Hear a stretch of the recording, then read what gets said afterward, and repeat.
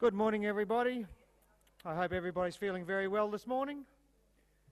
Now, first up, mobile phones, make sure they're switched down or off, which just reminds me. And first up, I'd like to introduce you to Mark Linton. Mark's had 18 years in the basically chemistry and that in the industry, based in New Zealand, and he's now working with Sundew. And I'd just like you to welcome Mark, please.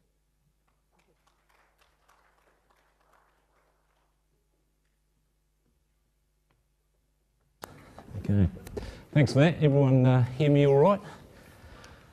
Alrighty, okay, thanks for coming this morning. We had a bit of a sweepstake last night as to how many people would turn up at 8:30 in the morning on the second day of the conference, and you've exceeded expectations. Most people thought there'd be about a dozen people here, so that's pretty good.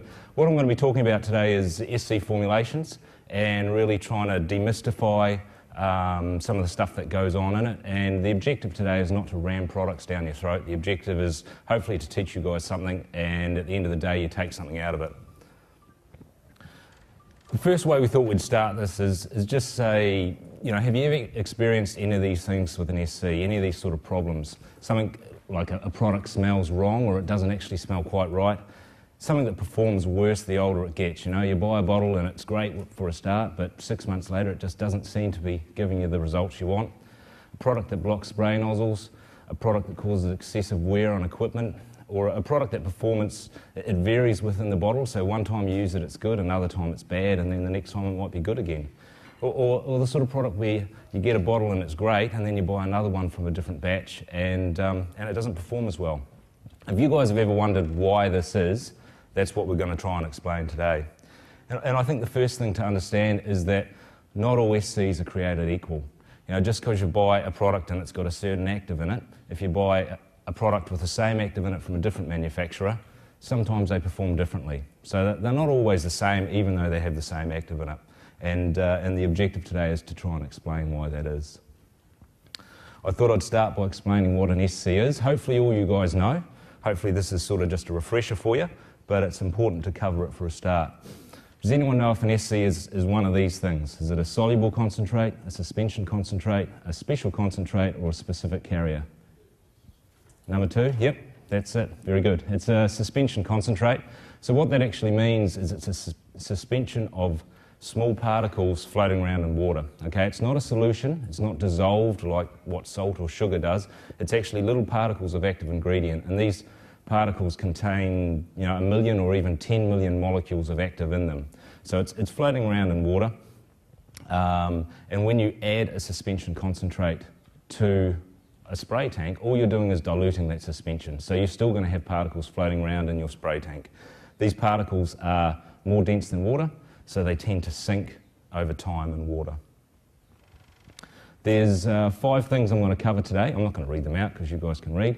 And we'll go through them one at a time and just sort of explain what impact they have on an SC and how that sort of affects the performance that you get out of a product. So this is the reason why you can get differences between products that have the same active ingredient in them. Before I get into that, I thought I'd cover what is actually in an SC, because they're quite complex, and this is the reason that you can get such vast differences between products with the same active. Typically what you get in an SC is an active ingredient, obviously. You get water, antifreeze, defoamer, biocide, rheology modifiers, which some people call thickeners, wetting agents, dispersants. So that's what you get in pretty much every SC. But you can also get other things such as carriers, fillers, dyes, buffers, perfuming agents, adjuvants, and the list goes on. So they are quite complicated. They have a lot of different things in there, and they also have a complex manufacturing process. And the reason for that is when you buy the active ingredient, it comes in the form usually of a powder, and it can be quite coarse, particles up to say 2 millimeters in size, and obviously that's way too big to actually be usable by you guys. So what we have to do is we have to mill it, and to do that you basically grind it down to a smaller size. So that's one part of the process. You pop it through a mill and it has little beads in it that grind it down to be much, much smaller. But you also have your rheology modifiers that often require some sort of activation. They might need hydration, they might need heating, they might need high shear energy. They need something to make them work properly. So you have to prepare them separately in premixes, and then you've got to put everything else in another tank, and then you've got to mix them all together. You've got to get it all in the right order, and you've got to make sure all your weights and everything are critical so that at the end you've got the right concentrations of everything in there. So they are quite complex when you compare them to something like an EC, where you just throw it all in the same tank and stir it. And that's the reason where, if it's not manufactured properly, you can get variations. So the first thing I'm going to talk about is particle size, and I believe that particle size is probably the most important property for an SC, so I'm going to spend quite a bit of time talking about it. Just a few sort of points, I guess, for a start before we get into it. Things that you need to know about particle size, because I think it's something which is often misquoted and misused. Particle size is not an accurate measurement, okay? So in our particle size analyzer, if I analyse the same sample twice, I'll get different results. Pretty close results, but still slightly different. If you analyse it on two different particle size analyzers, you can get quite different results. So it's not an exact number. People who go around and say our particle size is 8 microns don't know what they're talking about. You know, it's something you've got to take it with a grain of salt, and you sort of use it as a general guide. Particle size is also represented as a broad range.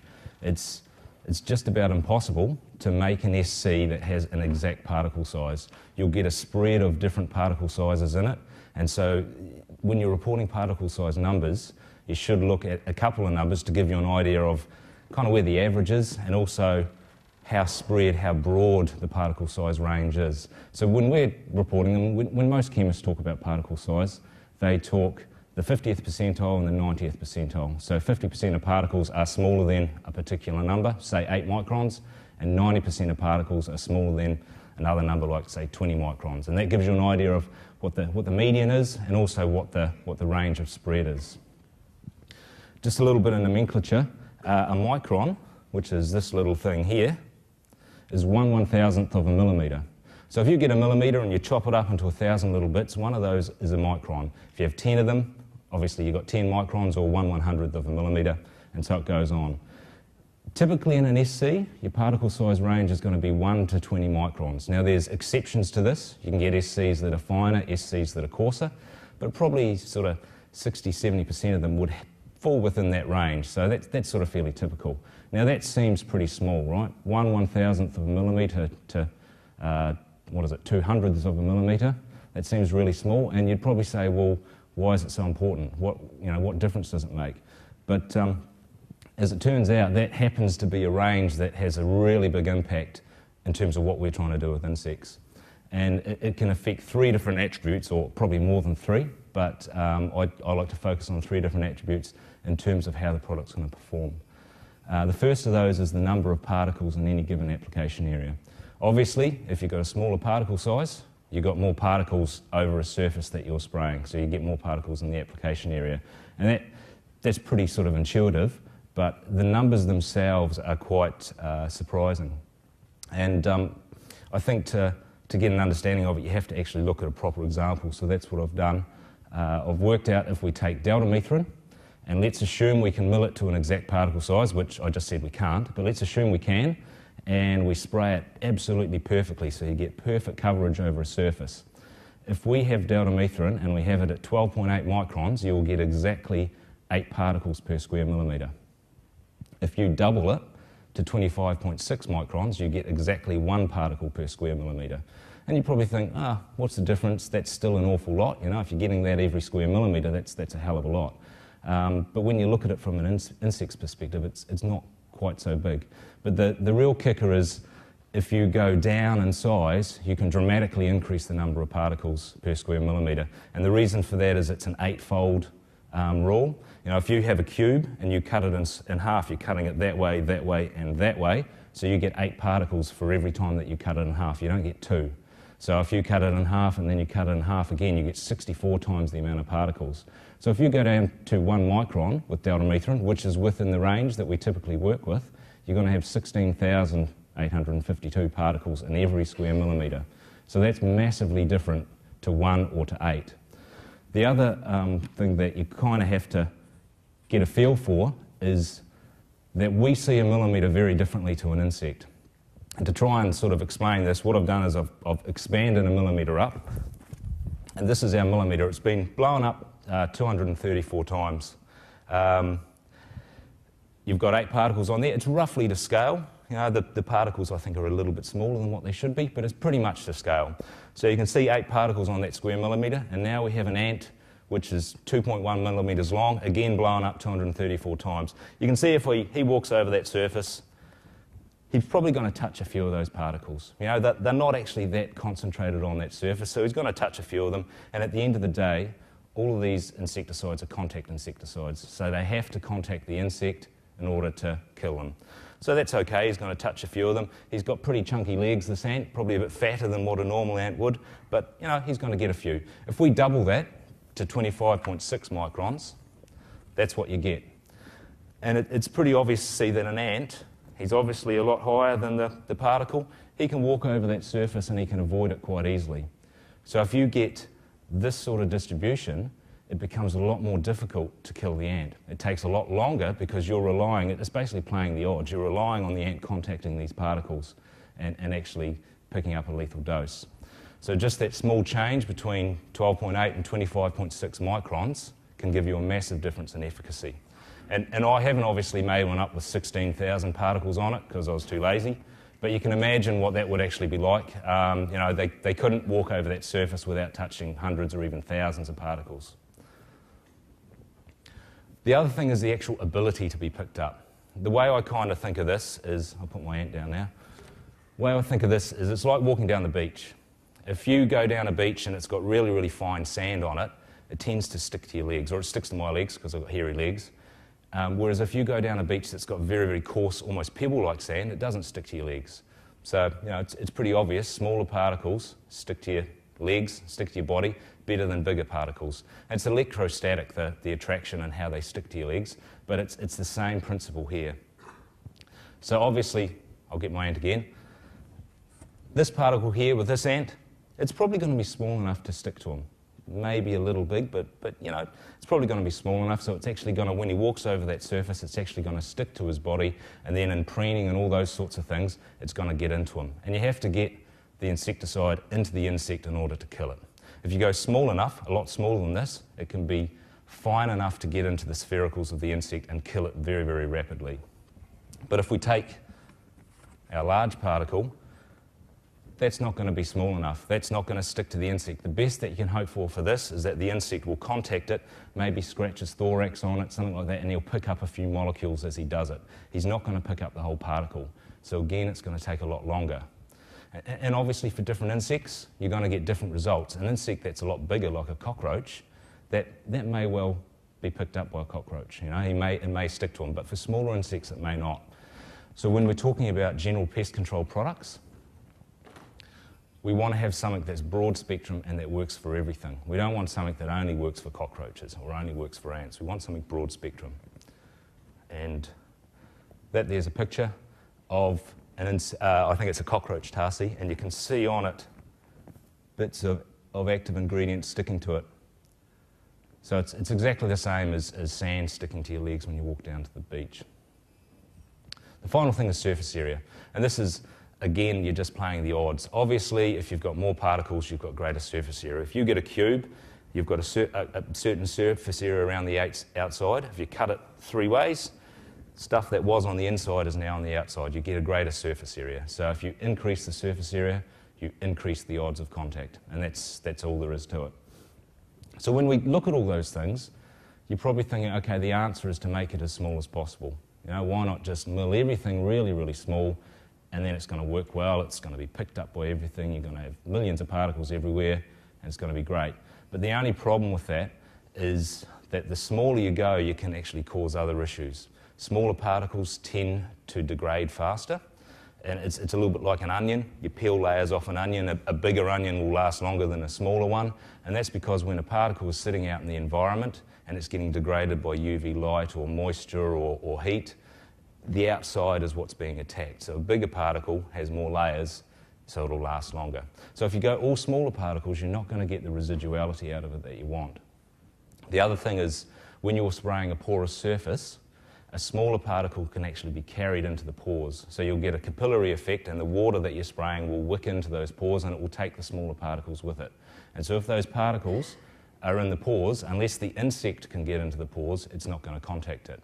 So if you go really small, then you run the risk of it working well on non-porous surfaces, but not working so well on porous surfaces. So it's a real balancing act, trying to get the particle size just right, so you're getting a good combination of knockdown and residual control.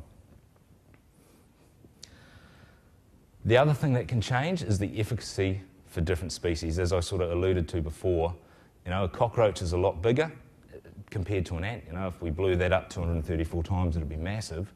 And so a different particle size can have different effects on different species. If you're using a general pest control product that you want to use for everything, there's a certain particle size that we believe you need to have in order to get the broader spectrum, but it's also possible to tailor products so that they are absolutely perfect for a certain species. And that's something that is being done a little bit in the industry today, products that are for just one species. And so I've got a couple of examples of that. And the first one's Termidor, and I haven't actually told BASF that I'm talking about Termidor, but I'm sure they won't have a problem with it. What we've got here is we've got a particle size distribution. And just to explain what it actually means, along the bottom here, got the shapes, is the particle size. So you've got 0.1 microns, 1 micron, 10 microns, and 100 microns. So it's a log scale. So if you were to put that in a linear scale, this would be very, very small down here. But it's a log scale, and we can see with Termidor, this is the quantity up here, that it's mostly between 0.1 microns and, say, about 0.7 microns.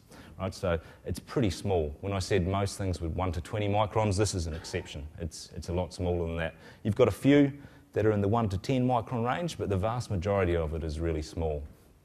With a termite product, it's quite different to dealing with the other insects, because the termites actually eat the substrate that you're treating. So something like this is probably going to work better because you're coating every single possible part of the surface with the active ingredient. You're coating it extremely evenly. If you had 25 microns, your surface could look like that. And what that might mean is the termites might come in, one of them might have a chomp there, another one might have a chomp there, and then one final one actually gets the active. So you're getting a very uneven distribution of active ingredient. And I'm not saying that's necessarily going to make it worse, but the one who gets the bite, or the big bite of the active, that might make him feel a little bit sick, it might alter his behaviour a little bit, and so it may not work in the way that you exactly want it to. It's far better to have it completely evenly covered so that every single chomp that a termite takes is exactly the same as every other one, and you'll get that with a very, very fine particle size like this. So you're not worried about it sinking into pores because they're going to eat it, so it doesn't really matter. If you compare that to a generic fipronil, and I'll bring up a few examples like this during the course of the presentation. I'm not here to bag other products, so I just see this as an interesting way of looking at things. This is a generic fipronil that's available on the market. Similar to Termidor, they've got some small particles, it's a little bit bigger. It's between about 0.3 and 1 micron, so they've got a chunk in there, and that's pretty good. But they've got a massive amount that go between 1 and 10 microns. And then they've got some, again, that go between 10 and 100 microns. So you're going to get a reasonable distribution of very fine particles through there, but at the same time you're going to get a few rocks interspersed amongst it. And that's going to create that sort of situation where you're not going to get even uptake for every termite. So just looking at that, I would expect that perhaps it doesn't work quite as well. It's probably still going to work, but maybe not quite as well. So that's the sort of thing that you can get which creates a difference between two products with the same active ingredient. Another product that uses particle size species targeting is a new product that's under registration at the moment. It's called Antagonist, and it's globally unique as far as we're aware, and it's non-repellent, and we use a whole lot of things in there to make it work the way it does. It's kind of a bizarre and very odd product, but among them is particle size species targeting. We sort of threw the rule book out at the start and said, okay, let's test a whole lot of different particle sizes with ants and let's find what works the best and use that. The other thing that you can get from particle size is homogeneity in the spray tank. Obviously, bigger particles, because they're heavy, will sink faster in your spray tank. So when you add it, give it a shake up. That's great, it's nice and mixed up, but over time it'll sink. If you're really unlucky, it's going to settle on the bottom of your spray tank, but more than likely what you'll get is you'll get a concentration gradient in your spray tank. So the top of your tank has less active in it than the bottom of your tank. So when you're spraying out a job, you'll get part that's going out with more active ingredient and part that's going out with less active ingredient. So you'll get a patchy result. You know, some surfaces are good, others aren't so good. A picture of this is this product here. Again, it's a commercial product that's available in Australia. What we did is we made up a spray tank dilution in a measuring cylinder, mixed it up 30 times so it was really well mixed, and then we just sat it on a bench for 30 minutes. Then we took out the top 90% of it and measured what was in the bottom. This is the bottom 10%, and you can see that there is product that had sunk to the bottom, just over 30 minutes of sitting around. When we analysed what was in there, 46%, almost half of the active ingredient was sitting on the bottom there. So that's what you can get with a bad particle size. I think from memory this had a particle size of around about sort of 28 to 30 microns, sort of in that sort of range. So it was reasonably big, but not huge. There are other things that can be done with products other than particle size to keep them in suspension, but clearly that hadn't been done with this product. The final thing that you get from particle size is appearance on surfaces. Obviously, bigger particles are going to be easier to see. I've been told that the human eye can resolve down to 10 microns. I don't know if that's true, but if you use that as a rule of thumb, anything that's bigger than 10 microns, especially significantly bigger, if you spray that on a dark surface, then the human eye, if you've got good eyesight, should be able to resolve that and see little points, little light-coloured points. Most of the active ingredients we deal with are white or light off-white in colour, so on a dark surface they can show up if they're too big. Okay, just a couple of other examples of different particle sizes of products, just to sort of say what's good about them, what's bad about them. Another product that's available in Australia. I suppose the good news first is they've got a peak around here, is this thing working? Around 10 microns. It's a little bit big. I think it should be smaller than that, but it's sitting around 10 microns, so that's not too bad. So you're going to get reasonable control of it. The concern about it is that it goes all the way up to about 30 microns, so you know half of that peak is actually quite large. But you're going to get reasonable control out of it.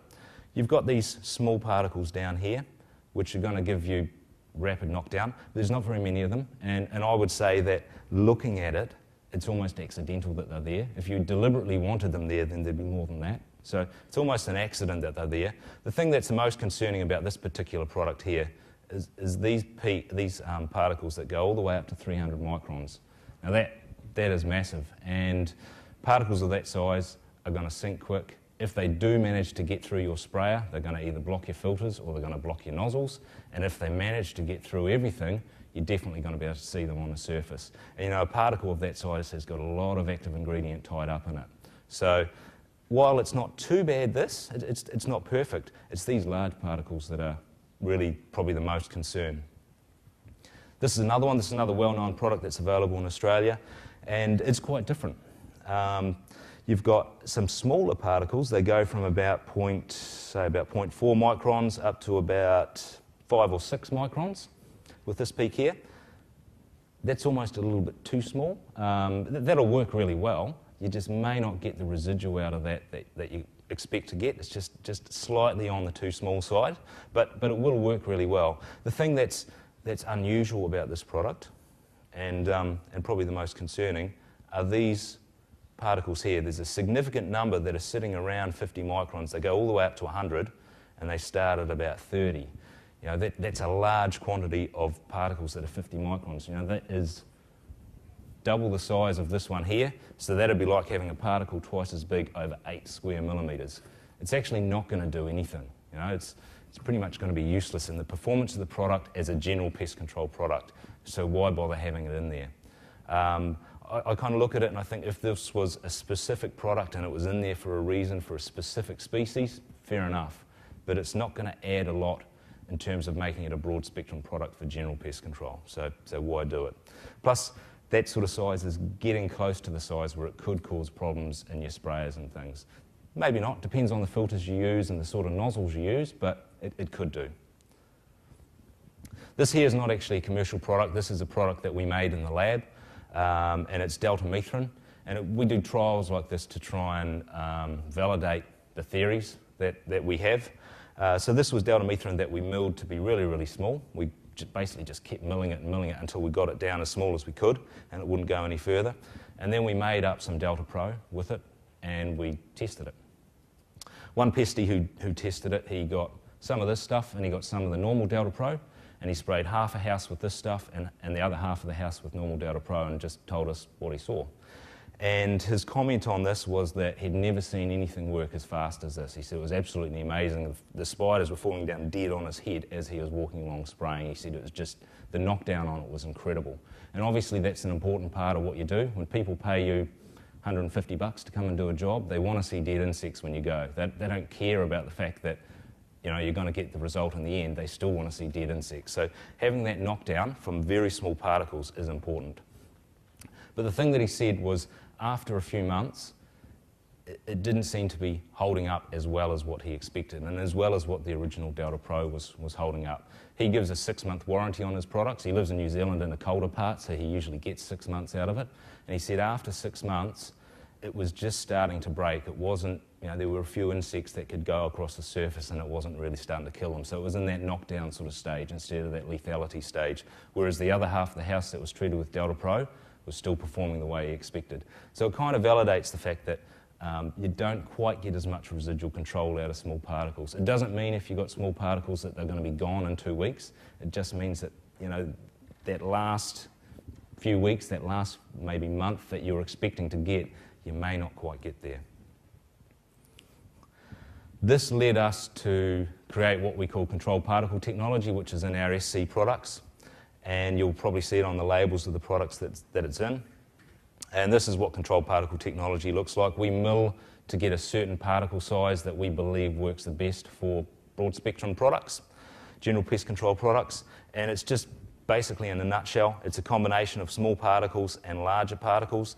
The larger particles go up to, you can see up to about 20, but the vast majority of them are under 10 microns. So you get a chunk between 0.1 and 1. And a chunk between 1 and 10. It's called a bimodal distribution because you've got 2 peaks. And we mill to get that size specifically. We don't sort of guess and play around, we mill to get it specifically. Okay, the next part that I'm talking about is plant hygiene. And I know that Richard from AgServe was particularly keen to know about this because he's got some plants that are a bit dirty. But it's not actually about that. It's about bacteria and it's about manufacturing plants.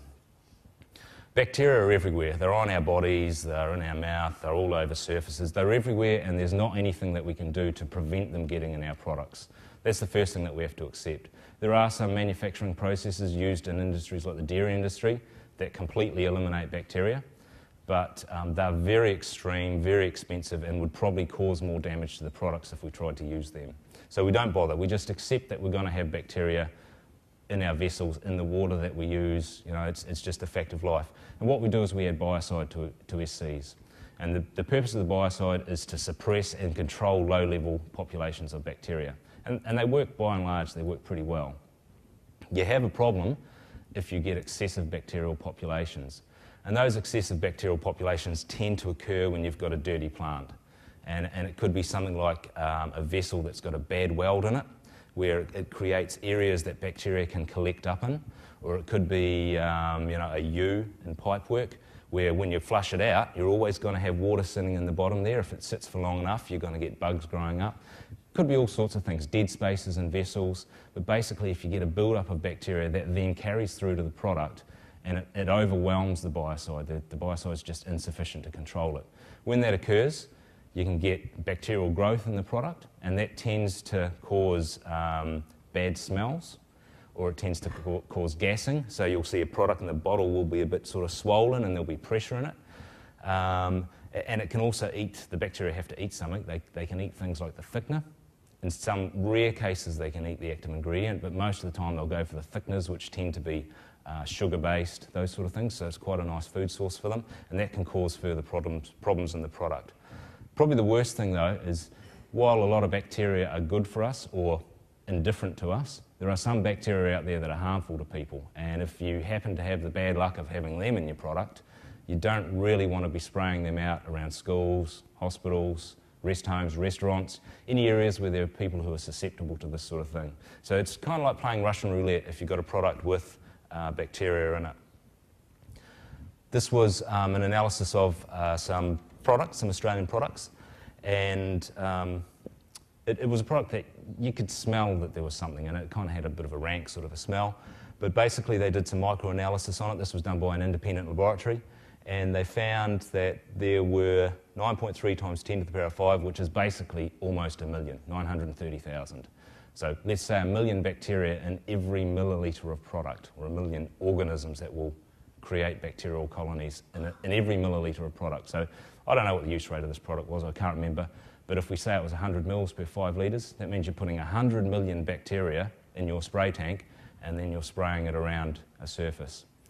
That in itself may not be so bad, that might not worry you, but the comment from the lab, they didn't do a definitive ID of the bacteria, but they said that the way they looked was highly suggestive of a species called Pseudomonas.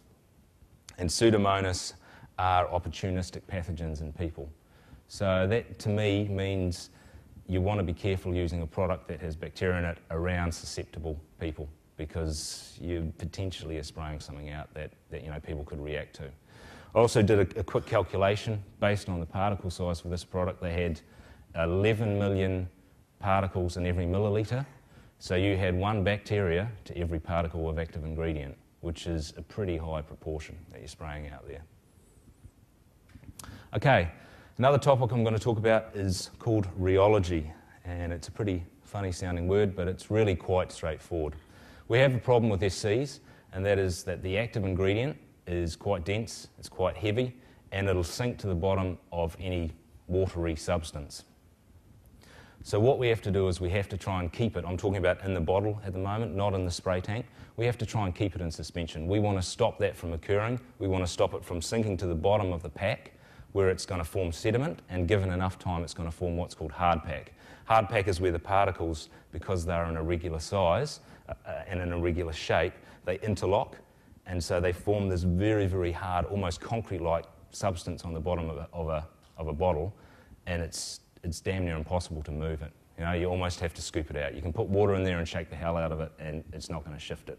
So if you've got enough of a problem, you won't just have sediment, you'll have hard pack. So we want to do what we can to try and prevent this occurring. There's 2 primary ways that we can go about this. There's 2 ways that chemists use when they're developing products to prevent sedimentation occurring in a pack. The first way is the most commonly used, and it's the lowest cost. It's the lowest cost because you don't need the equipment or the knowledge to be able to implement it. All you need is a viscometer, which costs about $3,000, so it's pretty easy to do. And what they do is they just add a thickener to the product, so they increase the viscosity. Okay, it's pretty easy. You use a viscometer, you measure the increase in viscosity, and hey presto, you've got it. The only problem is that in doing so, you may still have a liquid, and if you still have a liquid, it's still going to sediment. All you're doing is slowing it down. So it's a real sort of juggling act, because you want to have the viscosity low enough that you can actually pour it out of the bottle, but at the same time you don't want it to be so low that it's going to sediment within, say, 12 months. So it's an imperfect way of doing things, but it is a low cost. The other way of doing it, which is the way that we use, is looking at the rheology of the formulation. Viscosity measurement is a very small subset of rheology, and if you work with rheology rather than viscosity, you can actually prevent sedimentation ever occurring. You can guarantee that it's not going to happen, and you can actually improve the dilution properties of the product at the same time. So what is rheology? The sort of textbook definition is it's the study of deformation and flow properties of a liquid and or a solid. That sort of sounds a little bit sort of sciencey and nerdy, so to try and put that in I guess regular speak, it's looking at substances and trying to deform them, putting force on them and seeing what happens. Seeing if they flow or seeing if they bounce back. If you think of an elastic band, if you stretch it, you put force on it, it bounces back. So you're deforming it and it doesn't flow. If you deform it far enough, it'll just break. But it's a solid, so it'll stay how it is. Whereas a liquid, if you deform it, it'll flow, it'll keep moving in the direction of the deformation. The unusual thing about rheology is that things are in a transient state. What you expect as a liquid, under certain conditions, behaves as a solid, and what you think is a solid under certain conditions behaves as a liquid. And this happens with most substances to some degree or another, and you can take advantage of that. To try and understand it a little bit more, I've got some nice pictures here. The first two, which is this one here and this one down here, are both pictures of pitch. Pitch is a substance that they used to use to coat boats way back a long time ago, and it's clearly a solid. This is some pitch that's been hit with a hammer and it just shatters. So you're putting an enormous amount of force on it over a very short period of time, and as a solid it just breaks apart. However, the university, I think it was the University of Queensland, some brainiac there decided to do an experiment around about 90 years ago. What they did is they got some pitch, they heated it up so it was runny, and then they poured it into a funnel, as you can see here. They then cut the end off the funnel once it had all sort of cooled down again, chopped the end off and stuck it in this thing and covered it up with this little glass thing here. And it's been sitting there ever since. And I'm sure it's Queensland University. In the last 90 years, I think it's dripped 8 times. And when this photo was taken, it was about to drip again. So that's not the behaviour of a solid. That's the behaviour of a liquid. To be able to flow and drip, it just takes an awfully long time. And so pitch is an interesting substance in that if you put force on it, a large amount of force over a short period, it's going to behave like a solid. It'll shatter. Whereas a small amount of force, like gravity, over a long period of time, and it actually flows like a liquid, and it will drip just like a liquid will. And when that thing drips into there, it doesn't shatter, it just drips in just like a liquid would. So that's an example of something which behaves both ways. This one here is called the self-emptying beaker. I just put it in there because I think it's quite cool. You pour something out of a beaker, specific substances, then you sit it back up, and it will actually continue to empty itself out. You can see it's sort of, where am I? Coming out the top there, and then in the third one, it's almost half empty. So that's something where you can pour it out as a liquid, but pulling itself out as a solid-like response. The final thing I've got to show you, this sort of property, is something that most people will be familiar with, either directly or through your kids. It's silly putty. And silly putty is an interesting substance in that it can behave as a solid and as a liquid. And I'll just sort of show you why. So I'll try and make a ball that's reasonably good here, so it'll bounce properly. It bounces, right? That's a solid-like response. We're putting force on it. It's not changing its shape. It's not deforming. Comes back up. So clearly it's a solid. You can also get it, and you can pull it apart like that. Again, it's like a rubber band. It'll stretch a bit, and then it'll break. So that's a solid-like response.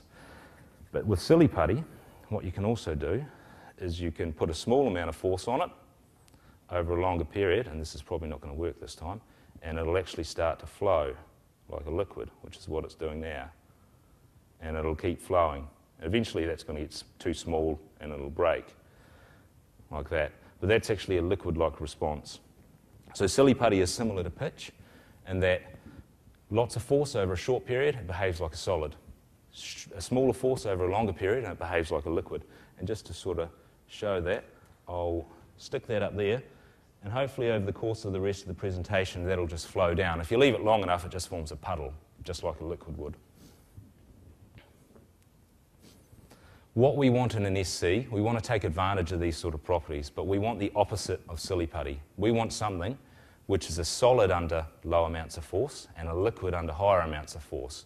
And we want it to be done in a way that the amount of force that it takes to convert it from a solid to a liquid is sufficiently small that it just really is just a matter of inverting or shaking the container. And that's what we want to achieve with rheology. We don't just want to increase the viscosity, because if we just increase the viscosity, it has negative effects on the dilution properties of an SC. If we take this approach, we can actually have an SC that has a very, very low viscosity, which has great dilution properties. So that's just repeating what I said. Products with high viscosity have poor dilution properties. And you may have seen these sort of products out there. They're the sort of products when you add them to a spray tank, they just form little clumps and sink to the bottom of the spray tank, and you've got to shake the living crap out of them to try and get them to go in. This was just something that we did in the lab to illustrate that. You've got Delta Pro up over that side and just a generic, just adding it drop-wise to a measuring cylinder. The product that has a high viscosity just stays as a little clump and sinks to the bottom. Whereas Delta Pro, because it's a solid at rest and it's a liquid when you pour it out, and it's a very low viscosity liquid, it sort of has some spontaneity and it blooms into suspension when you're adding it. That's after everything's been added. The Delta Pro's already sort of started suspending, whereas the viscous product is sitting in the bottom. After we've inverted it, I think that was 8 times, Delta Pro's well and truly in. It was in after 1 inversion. Oh, it says there after it was done once. It's well and truly in. Whereas the other product, it's started to break apart and started to get in suspension, but you've still got little lumps of product floating around in there. And the net result of that is those lumps, because they're heavier than water, are going to sink to the bottom of the measuring cylinder, and you can see them all sitting here. So if that was your spray tank, some of your product is sitting on the bottom and it's not going out on the surface. So your job's not going to work as well. And the problem is, you guys don't use measuring cylinders. You can't see when it's actually dispersed. So you've got to shake it and just assume that it's in. So by working with Rheology, we can have a product that we can guarantee is never going to sediment because it's a solid. You know, everything is locked in place when it's sitting in the can. There's no way it can sediment because it's a solid. Yet you can have a very low viscosity, so it dilutes very, very well when you pour it into a spray tank. If you have a product that you increase the viscosity of and it's still a liquid, then there is nothing holding those particles in place. It's a liquid, you can deform it and it will change its shape, which is what happens when gravity hits it. So those particles are still slowly going to make their way down through the container. So you may not get sediment in it, but you're probably going to get concentration gradients in the container. And unless you shake it really well, which I'm sure everyone does anyway, because you should do that regardless, unless you shake it really well, you can't guarantee that what you're dosing into your sprayer is the correct amount of active ingredient. We've coined a phrase called Transigel Rheology System, which stands for our solid liquid type technology that we use in our product. Transigel is just short for transient gel. You know, it forms a transient gel. It's very transient. It can turn into a liquid and back into a gel. And we've got some displays on the stand which sort of demonstrate this further. Okay, stability.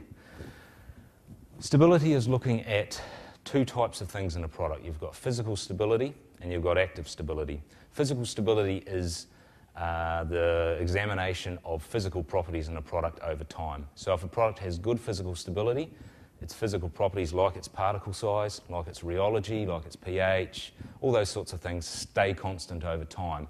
A product with bad physical stability can have things like particle growth. So when it's manufactured, it has a good particle size. After 6 months or 12 months, suddenly the particles are bigger. Or it can have things like a loss of viscosity or rheology, so things can sediment. Now that's poor physical stability. Chemical stability is the active ingredient itself. And a product with poor chemical stability can actually have degradation of the active ingredient over time. So when they make it, it might have the right amount in there. But after 12 months or 2 years, it may not. It may be less. So you've got to have a product that has both good physical stability and good chemical stability. That sort of thing is done in a lab when the product is developed. It's tested and that data is provided to the APVMA to show that it has both the good physical and chemical stability, but then it has to be reproduced when you actually make it in the plant. There's a very big difference between making 100 millilitres in a lab and making 1,000 litres in the plant.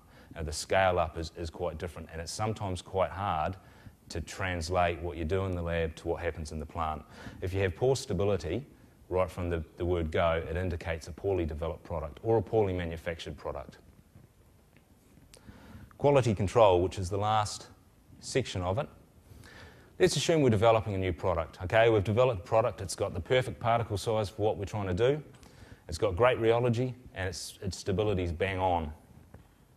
All we need to do is whack it through the plant and we're away, right? That's all that needs to happen. It's pretty easy. That's not actually right. Just using the approach of saying we make it the same way every time doesn't work. You have to measure that you're making it the same way every time, because there's a whole lot of variables in the plant and no amount of plant procedures are actually going to guarantee that it'll be the same unless you measure it.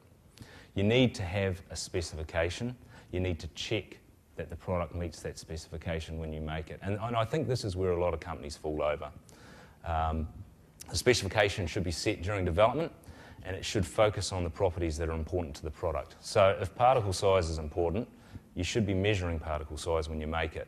You know, you can't just say we double mill a product so it's ultra fine. You know, it doesn't work that way in the real world. Milling's a real touchy-feely sort of a thing. It's something that you get a feel for, And sometimes with our products we mill them twice, sometimes we mill them once, sometimes we change the flow rate till we get the particle size as we want, and you have to be able to measure that to be able to achieve that.